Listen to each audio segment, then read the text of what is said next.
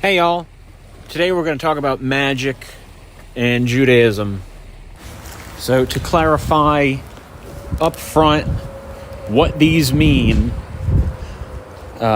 Judaism, as it's called, is the application of Talmudic principles to enslave people, and magic is the means of confusing people and taking advantage of their fear and their weaknesses in order to stop them from thinking that they do not question their slavery. Because as soon as somebody understands that they're a slave, they're going to want to start telling everybody, and everybody going to want to be free. They don't want that. Magic. The pretended art of producing preternatural effects. Okay, so let me finish explaining to you what's going to happen in this video. We're going to look at the article on magic at JewishEncyclopedia.com. This is a facsimile from a 100-year-old encyclopedia,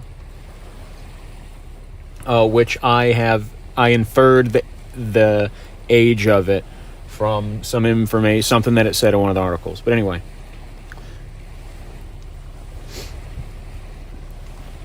And then we're going to look at the Jewish Encyclopedia entry on, what is it called? What do they call it? Community organizing.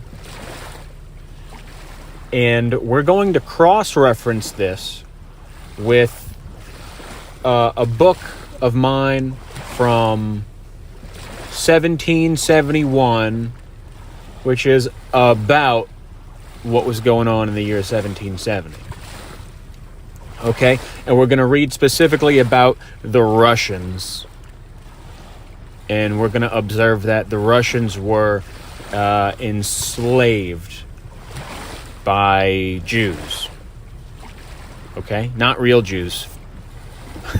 Real Jews are people who have love and understanding.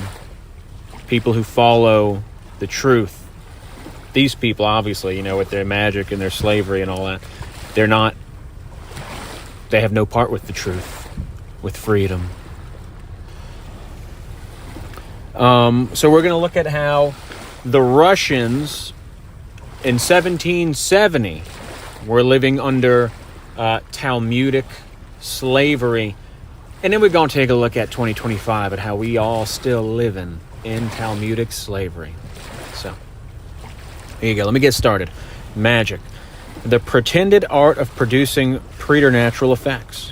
One of the two principal divisions of occultism, the other being divination.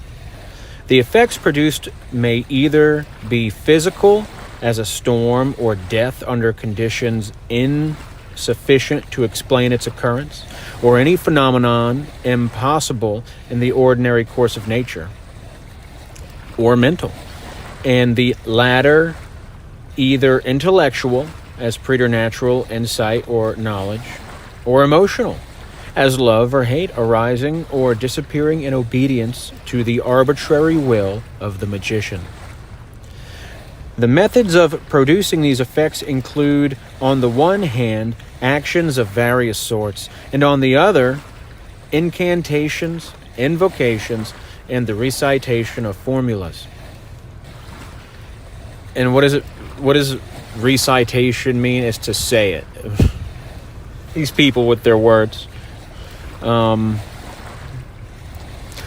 in the Talmud, the act of the results, even in the Talmud, the act and the results produced by it are regarded as the criteria of magic, and these two factors appear in all forms of witchcraft as essential characteristics.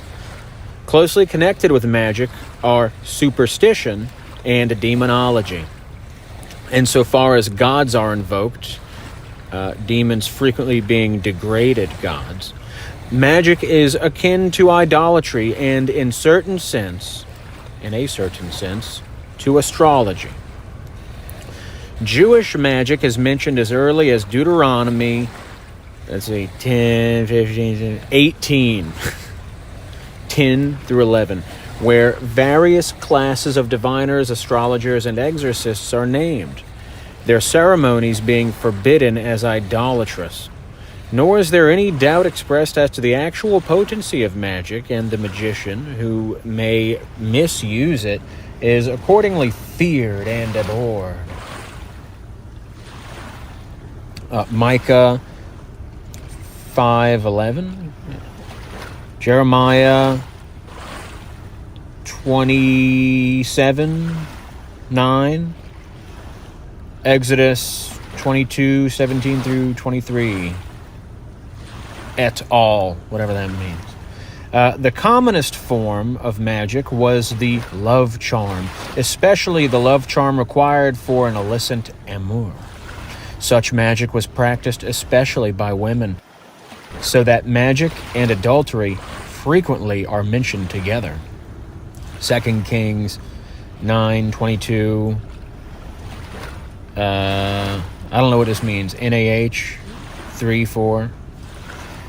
Malachi 3:5. The law, Exodus 22:17, which punishes sorcery with death, speaks of the witch and not of the wizard. This was correctly interpreted by the Talmud, of course, in Sanhedrin 67a, as implying that magic was practiced chiefly by women, and the context of the passages in Exodus which mention sorcery clearly shows that it was associated with sexual license and unnatural vices. The frequency of allusions to it in the Bible indicates that the practice of magic was common throughout Israel. More abundant information is found in the post-biblical literature, especially in the Babylonian Talmud, where the great number of the passages alluding to magic furnishes incontrovertible evidence of its wide diffusion. It was, however, only practice of witchcraft which was prohibited, for a knowledge of magic was a knowledge of magic was indispensable to a member of the chief council or of the judiciary, and might be acquired even from the heathen. The most profound scholars were adepts in the black art, and the law did not deny its power. The people, who cared little for the views of the learned, were devoted to witchcraft, though not so much as the Babylonians, Egyptians, Greeks, and Romans. Adultery and sorcery have destroyed everything. And then there's a quotation of something. Sotah 9:13. The majesty of God departed from Israel, and his wrath came upon the world when the wizards became too numerous. And it's going on to cite the Talmud. Shattah hanged 80 witches in a single day. Ecclesiasticus, I don't know the L. What is L in Roman numerals? XLII 9 through 10 is quoted in the Sanhedrin 100b with the addition of the words, "When the daughter grows old, she will probably deal in magic." This ingrained belief in magic infected the scholars. For although they did not practice witchcraft for gain or for unlawful ends, they occasionally counteracted black magic by white. They were even able to create a calf when they needed food. Healing by means of white magic is not condemned when the means employed are pagan or idolatrous. Many scholars consumed men with a glance, or reduced them to a heap of bones. But since this magic was regarded as a punishment for sins which had been committed, the passages of the Talmud which mention it take no exception to it. Exorcism also flourished, although not as widely as in Judeo-Christian circles. Jesus was regarded in the Talmud and by the ancient world generally as a magician. Sanhedrin 106b, Sotah 47b. See Jesus in Jewish legend on JewishEncyclopedia.com if you are so inclined. The Greco-Roman world regarded the Jews as a race of magicians. That's from Juvenal 6, 542 through 547. Suidas, I don't know what I'm reading. The means adopted in witchcraft were manifold. The most potent was human speech, to which all peoples attribute invincible power. Open not thy mouth for evil. Those words of the magician are all powerful, which he utters at the right time and place and under proper conditions. Since official Judaism bitterly opposed black magic, there was a constant stream of prohibitions against it, and from these, the existence of various forms of witchcraft can be inferred. The secret Jewish name of God was a powerful factor in incantation, as is shown by the Egyptian magic papyri written in Greek, in which heathen and Jewish names of the deity are frequently found in juxtaposition or combination, termed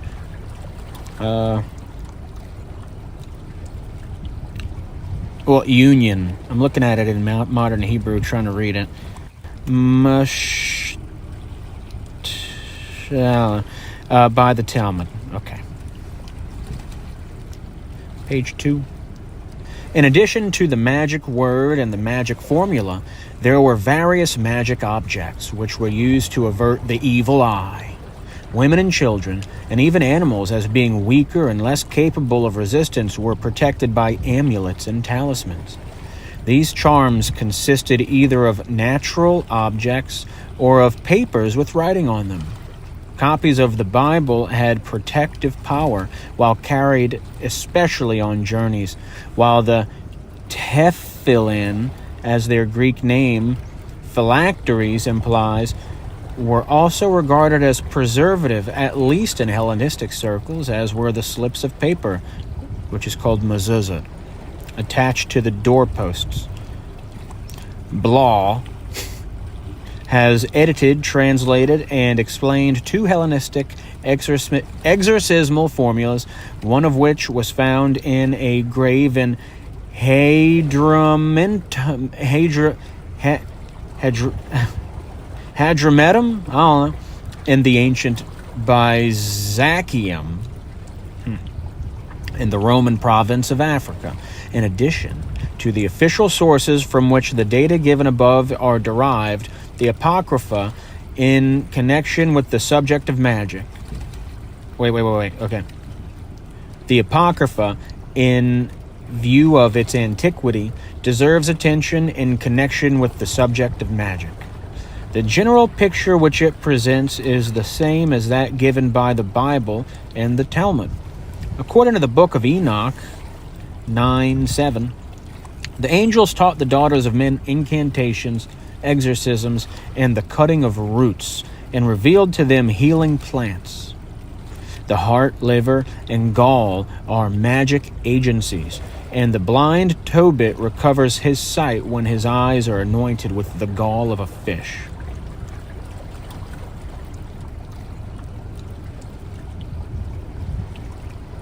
Noah's Book of Healing, Jubilees 10, was magical in character, as were the writings of Solomon and Moses mentioned elsewhere. In the Middle Ages, as in antiquity, the Jews were regarded as magicians, and many of them doubtless profited by the general delusion. In the 19th century, a Jewish magician named Zambrio is found in Italy, and Sicilian sorcerers flourished even a century earlier. The Arabic author Mazudi speaks of a Jewish magician. The Jews were considered sorcerers in Germany also. In times of drought during the Middle Ages, the people turned to the Jews, who were supposed to be able to cause rain, and they are still regarded by some people as magicians. Actually, it says by some peoples as magicians. The diversity existing within ancient Jewish magic and the essential contradiction between witchcraft and monotheism are in themselves evidences of a foreign influence on the system. The scholars of the first centuries and the present era refer frequently and unanimously to Egypt as the original home of magic arts. In the Bible, the real homes of all varieties of witchcraft are given as Egypt and Babylon.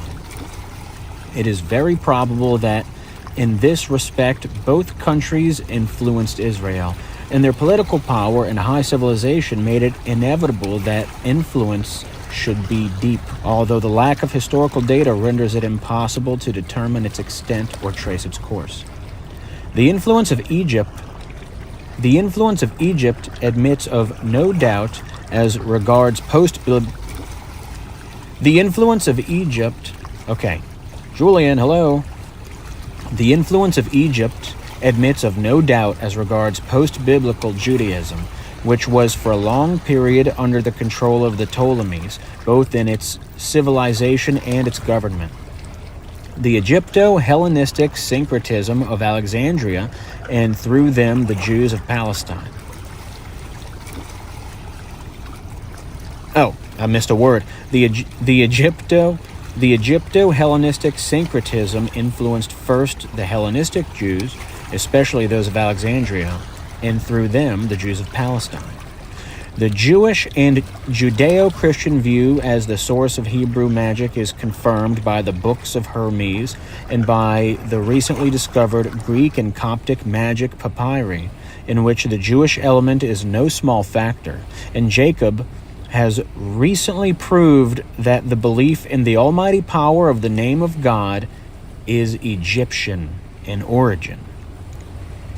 Although Assyrio-Babylonian and other elements are not lacking, they are for the most part astrological and divinatory in character. Egypt, therefore, gave ancient Judaism its magic, and Babylonia gave it its divination, while Hellenism served as the connecting link. How about that? In view of the authority which the Talmud possessed for posterity, the magic in it could not but influence later generations. There is no doubt that the majority of the theurgic and magic elements in the post-Talmudic literature, which Jelinek connected in his Bet HaMidrash, date from Talmudic and in part even from pre-Talmudic times. See Gnosticism at JewishEncyclopedia.com, if you're so inclined. This may be assumed also for the magical portions of the Geonic literature in general, especially as the Geonim lived and worked in Babylonia. This ancient magic, blended with Hellenistic and medieval European elements, was incorporated in the, quote, practical Kabbalah. At the close of the Middle Ages, the Kabbalah, C-A-B-A-L-A, influenced the Jewish and Christian world alike. The Nishat Hayim of Manasseh ben Israel, chief rabbi in Amsterdam in the 17th century, is filled with superstition and magic, and many Christian scholars were deluded. The evil deeply and widely infected the people and is still active, especially among the Hasidim. See Abracadabra, Abraxas, Asmodeus, astrology, Asusa, A-S-U-S-A, augury, Balaam, bibliomancy, blessing and cursing, death, folk medicine, Hermes, books of liver, necromancy, etc. Okay, now what I want to do is we're going to go to Wiktionary.com and we're going to find out what some words mean. Okay, so here we are on a Wiktionary. This is magic. Magic is the application of rituals or actions, especially those based on occult knowledge, to subdue or manipulate natural or supernatural beings and forces in order to have some benefit from them. My magic will help you find true love, sweetie, said the witch as she looked for the right herbs in her collection. And here are some synonyms. You have dwemer, conjuring, sorcery, witchery, witchcraft, wizardry, warlockery, hexcraft, spellcraft, charm work. And hey, don't let the use of the word witch when talking about a bunch of men confuse you. Just keep in mind that Satan is gay, and his people love the gay stuff and swapping genders. It's pretty confusing whenever you're talking about a bunch of men, but you're addressing them as women. This is the ancient Greek roots. Originally, it's Avestan, right? Which is Iranian. But here we have it in ancient Greek, magos. It's a magician, a sorcerer, a trickster, a conjurer, a charlatan. Ooh, synonyms. Goes. Goes? I don't know. Pharmaketus.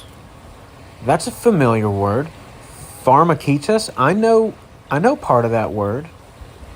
From pharmaketo, to administer a drug, or to practice sorcery. Either or. Pharmaketus is from pharmaketo, which means to administer a drug or to practice sorcery. Wow, that's amazing. And there you have it. A pharmaketus is a sorcerer or a poisoner or a druggist or an apothecary or a magician. I mean, who'd have thunk that these things are synonyms? If I may tinker with that word, pharmaketus, let's just translate that to English. Pharmacist. Okay?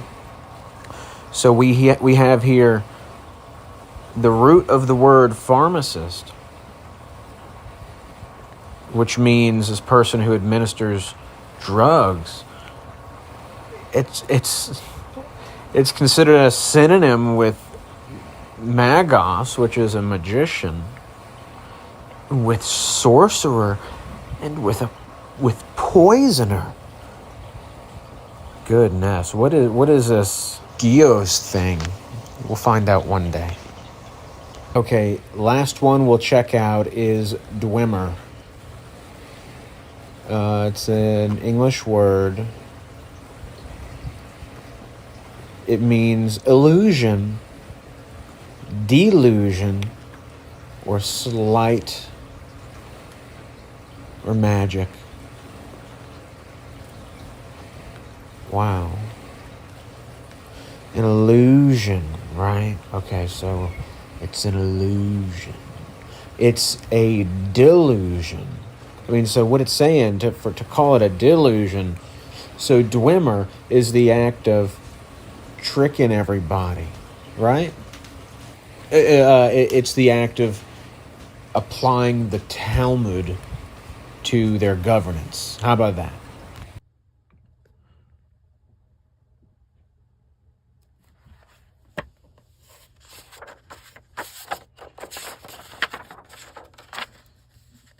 We're going to take a look at how, if one of those so-called Jews, if they were to find my books, this is going to show us what their attitude would be toward them.